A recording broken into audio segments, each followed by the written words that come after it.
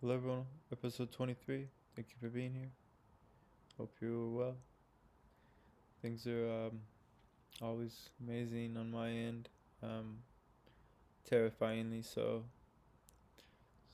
So much beauty and terror that comes with removing your shields and being awake. Uh, or beginning to awaken. Like people talk about being woke or awakenings. Um, Only shamans fully surface from hypnosis. So just to keep things in perspective. Um, so it's just a lot to come to terms with how new this all is for all of us, and that we're beginning a real powerful process that's going to affect everyone. I hope everyone can feel that. I mean, doesn't matter what time, whenever you're listening to this, that's always going to be happening because that's what evolution is. Um, Whether it's individuated or total, like our our discovery process is through this fear contraction that leads us to what we are, so that our expansion, um, it's the return. We're returning to source, which is to be alive truly, which is to be awake. So this is intense, and we want to prepare for it rather than treat it as something, um, as if we know what we're doing. We don't. Nobody does, because this is a new experience. Shamans may have some reference for ways to handle things, and they do. The Toltecs referred to the time in which the Spanish conquest, there was a specific group of shamans that were able to make use of tyranny in a very delightful way, because they truly didn't take themselves seriously, and tyrants do. So if you're a sorcerer and you are not um, limited, right, and they think that they have you as a slave and you're just one of the slaves, and then you can pull tricks on them because you're not a, you know, you see the openings. It's just like in life. Like, it's a really amazing and how easy it is to see where someone's ego is, and then therefore just, I don't know, make use of that, um, as a means to get, I've gotten out of major fines with like OSHA and stuff because of the person. And it's hard to explain, but if you're willing to listen, there's usually a way through all these cool, difficult, challenging experiences. So as tyranny in all of its forms becomes more of an aspect of our lives in this contraction period, it's there to look at and learn from, and for you to laugh at and see how serious you take yourself. And but also it's for you to become creative and realize, and so you find alternatives rather than become an unconscious slave. So again, you want to be able to do slave like things without being a slave, because then you learn how to do what those shamans were doing. They pretended that they were captured. That was, it's Houdini shit, right? But, and I'm not claiming to be able to do shamanic anything. These guys could. And so my point is, though, there's always a window of opportunity available of that nature for people that are open and willing and listening. If you're willing to learn, um, if you're not biased, if you're interested, curious, imaginative, dynamic in your process throughout life, so many cool things are going to happen, so that even tyranny doesn't even happen to manifest in your existence.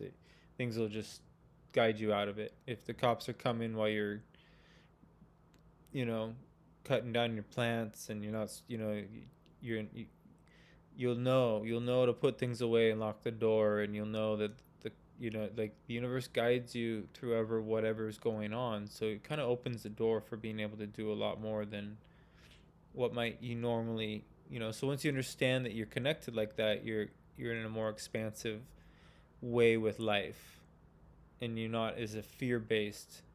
So when that voice tells you that it's time to quit your job, you can trust it.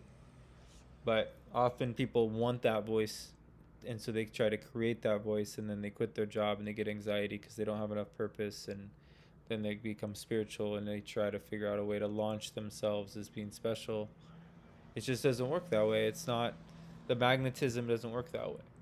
And so we don't want to get caught in all these traps and all these lies, like the book The Secret and all this bullshit. That's all materialistic based insanity, you know? Money is not interesting at all. There's nothing interesting about it. It's a tool if you can harness the power of it. It's heavy, so you don't want it to ever limit you. So you just have to be honest with yourself. This is such an easy thing to do. It doesn't mean go sell your shit or quit your job. Like, none of these things matter. Don't take yourself so seriously. It doesn't matter if you have a lot of money or no money. Who the fuck cares? Quit being spiritual and be imaginative and creative. And all these doors will unlock in your career, in your relationship, as a parent, as a child, because we're always limiting ourselves. We're always going to be learning. So yesterday, hopefully we learned so much that today we're somebody new. And then it's okay to just accept that life's a constant, that your training never ends. If your training were to end, then you wouldn't be fueled with purpose, which means you would lose your edge. So I'm trying to help you get your edge back, and then I'm going to help you not to lose it. And it's just about waking yourself up. It's about going out into the cold sometimes, or whatever it is that jolts you, and facing it and feeling it, and recognizing the fact that you're going to die and this is your only life, and you want to take it all in. Stop and take in the fact that you're here. It's the most critical aspect of everything, is somehow you get stopped, or that you stop yourself. And so you can force silence if you want. It's really powerful. How many seconds can you last in silence without a single word come in, or image even? Just, can you stay in, or can you, I learned silence through nature, through letting sound flood me, and feelings and sunlight. But when you're recapitulating in a dark closet, you have to reach silence in order to recapitulate. But it's easy to hook to recapitulation, and then you're sort of doing that. It's easier, but to just stay silent without a task is so much more intense, and it leads to profound shifts of perception. So anybody that thinks they're a powerful sorcerer, just ask them basically how long they can stay silent. It's so fucking intense, you guys. So it takes everything just to be able to go into those extreme shifts of perception that my elder was able to do all the time. I'm able to do it because I know how to get there through gazing, through the gate of power, through all the wilderness stuff. It's harder for me to do it just sitting here. But when that door opens, I'll be much freer than I was yesterday and the day before. Like, all these doors are opening, and silence is coming for all of us. Eventually, when we die, silence will come, and you'll feel it, and you get to hear the world, and it's so beautiful. But because you talk to yourself, you can't hear the world, and you can't hear the Earth Mother telling you things. You can't hear the songs. Like, Beethoven heard music because he went to silence. That's where he heard that music. It's the way it works. Infinity is always communicating. There's art available to perceive and then bring back and then try to create. It's just, when you're a shaman, you don't care. You become indifferent. You're just fucking looking. You're dreaming. Like, when I go to bed at night, I am just trying to see it all. I'm not trying to understand it all. If I was to try to understand it all or track it all, that wouldn't be possible for me. And that would be, I would go insane, right? So be willing to let go of stuff because know that it's coming back. Like once you have a cool perceptual shift, you're gonna it's stored in inventory within your being. Again, we have a photographic, complete record of everything, total. I know that sounds insane, and people say, "Well, that can't be because even your memories are projections because you couldn't possibly remember it as it is." And I'm telling you, it's bullshit. If you do the recapitulation, you go all the way back to it, and you'll see things that happened as they did, not the way you fucking think now. And a lot of it isn't what you think it is. And so we're just so influential as children. We have experiences and we tell ourselves because of the generic mind I've talked about, the hive mind, this group think, that's because there's a plastic mind that we all have adapted. It's a deeply disturbing topic, but that's our reality. And that hive mind tells us all these little things when we're kids that takes us away from having a connection to our true memory. So that's intense what I'm talking about, and I don't claim to understand it enough to. It's a deeply disturbing thing, and that's okay because the reason things are it's so good to know that things are deeply disturbing. You know why? Because that shows us how powerful we are. It has to be this disturbing and unconscious to keep us from what we are. We're truly phenomenal, magical, abstract beings that can reach silence collectively and intend a much more dynamic way of being. You can also do it individually. You don't need to do it, you don't need to wait. If you're able to go into silence, the sooner you get over the fear, the better. There's nothing to be scared of. You will get scared, but then you can learn to be not scared. There are nonlinear energies. There are inorganic beings that you'll encounter if you get silent. But that's not a scary thing unless you are taught that they are. And your reaction might be scary at first, but then once later you realize that your soul is indestructible and that nothing can, you know, take. Now, other options are doing ayahuasca and things.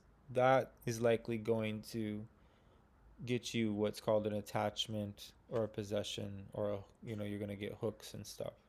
And most people have, well, anyways, all that stuff, that's sort of separate. But being able to go to silence without drugs, if you can perceive the inorganic layer without drugs, that's that's different. And you have natural built shields to sort of protect you to a degree. Um, but if you've opened up that door in the past and then you had to shut it and now you're opening it again, it's all just really based on your fear and how much you take yourself seriously. If you haven't figured out certain aspects of your energetic self, it's okay to keep that door closed. I know a lot of people that open that door and end up in mental wards. So I'm very honest with you guys. I'm telling you, this shit isn't for everybody. It's when you're fearless that you might want to open that door. But it's your only life, so you might as well open the door and face your fears. And as long as you don't trip out, you'll be fine. And the inorganic world is filled with things like my friend Erica. The inorganic world is filled with other things that are annoying sometimes, and other things that are. It's complicated. It's like what? Like this world is so much more than we ever could have imagined. But Castaneda shared with us that it comes to a point where you can perceive information directly if you can learn. And learning to see the world as it is, there are inorganic energies to see. But you don't want to make shit up or get caught in your elaborations or your exaggerations. You want to be real, not just spiritual projection. So, and you don't want to have some good or evil kind of weird stuff holding you back. Because what you're going to see if you turn off the lights and learn to stay in silence for a long time is activity. There's always activity all around us. It's incredible. Like, truly. It's just a matter of you're being able to not talk to yourself and be able to perceive it. If you can't stop talking to yourself, you'll never see it. So I recommend people recapitulate, but first they do the magical passes to get the energy in order to focus on the recapitulation, which moves them into being able to do dreaming. But the dreaming I would first do is I would learn to practice what's called not doings, which is learning to like see the sunlight on a reflection and put your awareness inside the sunlight and draw energy from the light, where you all you're doing is just your whole world just becomes sun.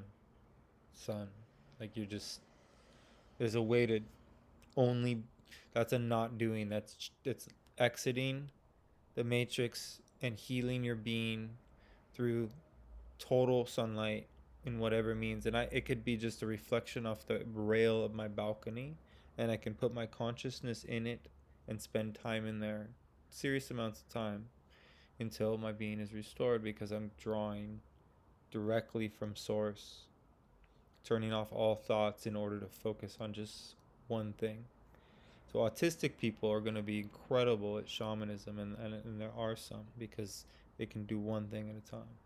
But it also is very limiting, and they get very capable at focusing on certain things they're good at and miss out on the other aspects of themselves often, which is okay, because none of us are whole. It's the ones that say they're whole, that they don't have other work to do, that are concerning, right? That's where the ego has hijacked the gain of the shaman or the sorcerer, and that's basically 99.9% of people. I got an agreement. So that's unfortunate, but it's powerful. Again, that shows us how much pressure we are under, or something has a hold of not only us, me, you, but it has a hold of us so much that anyone that starts to become aware is kept from it in some form. So waking up is no joke. Anyone that says they're woke or awake have a, like, there's different word terms for different things, but awakened, think about it. Like awake means it's a full thing. We are many layers deep still. To fully wake doesn't mean that this goes away. It's just that you have access to more than this. And so when you feel that kind of harmony and you hear the sound of silence permeate your being, you'll be touched so deeply, so profoundly. The tears, the healing, the nervous system repair, the chakra repair, it all happens. And so let's just walk toward that with intent, and and and want and wish that for every single person. And if we keep it simple in that respect, all the lessons that we need will come in order for that to occur. And we can do this on a microcosm and a macrocosm. So you can do this today. You can have your awakening today. But you're going to have a huge one someday. You're going to have all these little ego deaths, but you're going to have some large ones. If you want in, that's the ticket. That's your ticket to impeccability, is ego death. Only that way can you be guided. Only through guidance can you know impeccability. Only impeccability can teach you the funny side of like being guided. Like it's an extra step. But there's so many cool things to get into. So other people focus on just, they're not looking to the more harmony part. They're interested in the power. They want to do things and have entertainment within the second attention. So people are learning to get silent and just do what Carlos just wrote about with the colors, and following and tracking the colors and going into those deep layers. And they're not practicing the wilderness part of it, or they're not using the recapitulation as a means to heal their past. They're just jumping right in, and they're having huge successes, because we're in a time of great catalytic energetic change. We're in a great upheaval of energy. So anybody that's willing to partake with intent is going to have an incredible, gifted and guided, gifted. The guidance part is about where you're at.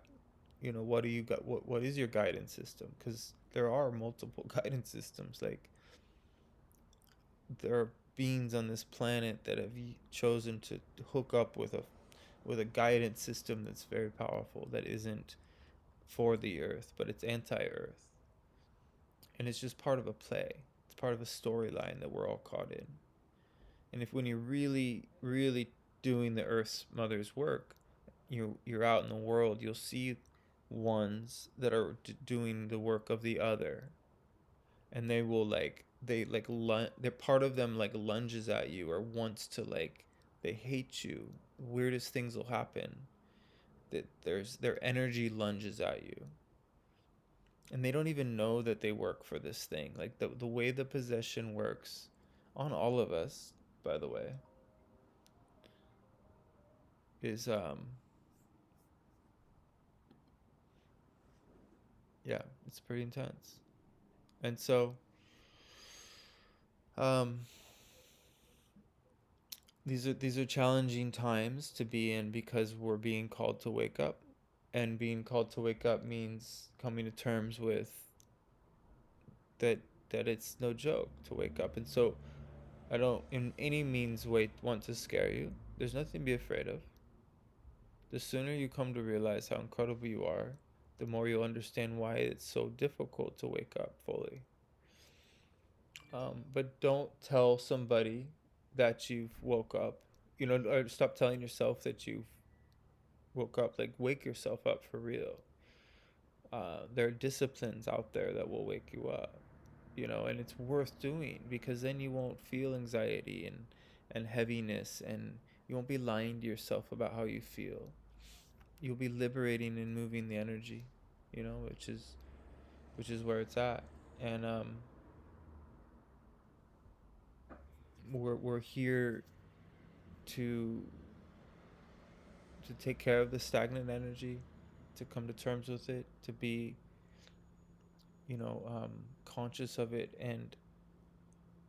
and raise our hand and say, hey, like, me too, I got stagnant energy. I want to be part of the clear the stagnant energy team, right? Because as we do it together, it supports and is like this uh, it's a lending of intent. So say thank you to those that are moving stagnant energy. Just take a moment and say thank you, everyone. Thank you to all of you that are moving it's just simple to take a moment and take a moment and say this to the people in your life, maybe the ones you're not talking to, but you deep down you love and you wish you were talking to. You wish things were different so you were talking to them. And just like say thank you to them, even though maybe you can't do it in person, or maybe there's someone in your life that you struggle to say how you really feel around. Stop and say what you need to say to them, to their higher self, so that when it is time to talk to them um, next time in person, it'll be a little different. Make these little micro adjustments. And I'm telling you, you want to do the tortoise path because the micro adjustments are where it's at. If you try to jump too fast, you'll fritz yourself out. Be honest with where you're at. The world is reflecting to you where you're at based on what's going on in your life. That's it. That's all you need to know. It may not be what you want it to be, but the sooner you make peace with what it is the sooner that you can get clear on the direction or the way in which you would change it. And the change happens through seeking change. So if you see spiders in your life, that's change. That's a good omen. If you feel change on the wind and feel shifts and you're going through little ego deaths because of what's going on in the world, that's change. That's a powerful and beautiful thing. So it's just a short one today, you guys. I hope everybody's doing everything that they like and want and feel called to. Be well.